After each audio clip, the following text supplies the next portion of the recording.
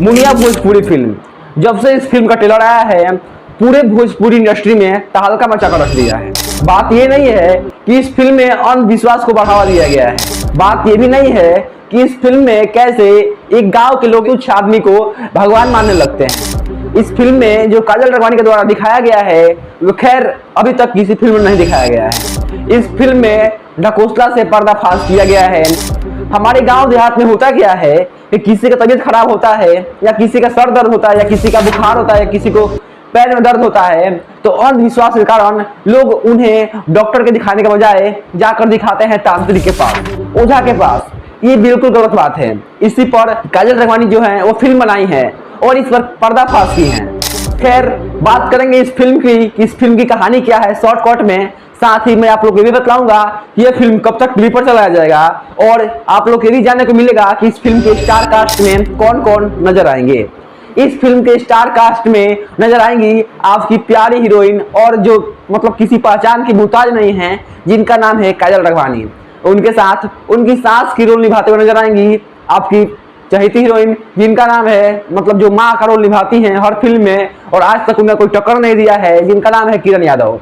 हम बात करेंगे कि फिल्म में जो किरण यादव हैं वो कैसे एक तुच्छ आदमी को भगवान मानती हैं और पूरे सिर्फ वही नहीं, उस गांव के पूरे लोग जाकर उस तुच्छ आदमी को भगवान मानते हैं और अंधविश्वास के कारण लोग उसे भगवान के दर्जा दे देते हैं और जो भी वो बोलता है उसे लोग सच मानकर उसकी मतलब पूजा करते हैं। खैर ये बात उतना ही तक नहीं, इसके पहले आप रिवर्स आइए और जानिए कि काजल राघवानी का जब शादी होता है तब होता क्या है। सबसे पहले जानिए कि जो किरण यादव होती हैं, किरण यादव के एक बेटे और एक बेटी होती हैं।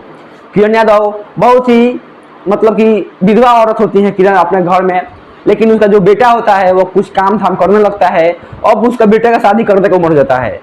शादी होता है किससे? काजल राघवानी से। काजल राघवानी आती है उस गांव में जहाँ पर लोग अंधविश्वास में उस बाबा को भगवान मानते हैं और मानते मानते जब भी किसी का पेट दर्द, सर दर्द या कोई तबीयत खराब होता है तब वे लोग तांत्रिक बाबा के पास जाते हैं और बोलते हैं कि बाबा इसे आप ठीक कर दीजिए। खैर ये सब उतना कुछ खास नहीं है इस फिल्म में, लेकिन कैसे उस तांत्रिक बाबा के मतलब चढ़ावे बढ़ावे पर जब किसी को बीमारी होता है, उस मतलब उनके आस पड़ोस का लड़का ही, जब काजल राघवानी का जो घर है मतलब उनका सास का जो घर है, उनके आस पड़ोस का लड़का ही जब मर जाता है बीमारी से और वे लोग तांत्रिक को दिखा कर थक जाते हैं, जब वो लड़का मर जाता है गंभीर बीमारी से तब भी उन लोगों को समझ में नहीं आता है।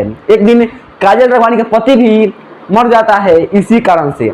तब जो काजल राघवानी की सास है उनको किरण यादव को लगता है कि यही डायन है और यही जब से आई है तब से घर के बगल में एक बच्चे को खा गई और आज अपने पति को खा गई।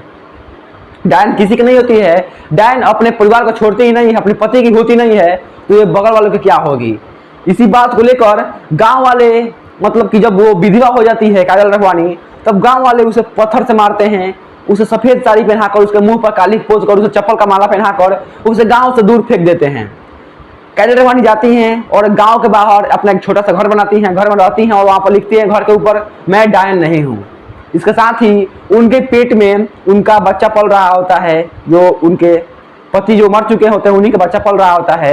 वो उस बच्चे को पाल पोस कर बड़ा करती हैं।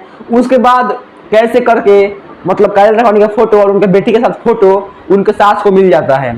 ये खैर कैसे दिखाया गया है, क्या हुआ, ये आप सबको फिल्म देखने के बाद ही पता लगेगा। फिल्म को बहुत जल्द ही आप लोग सामने शनिवार को टीवी पर चलाया जाएगा, जो बहुत ही जबरदस्त और सुपर डुपर हिट फिल्म है। आज के लिए बस इतना ही। फिल्म में क्या होने वाला है क्या नहीं होगा ये तो आप लोग फिल्म देखने के बाद ही पता लगेगा। वीडियो अच्छा लगा तो वीडियो को लाइक कर दीजिए और हमारे चैनल को सब्सक्राइब कर दीजिए।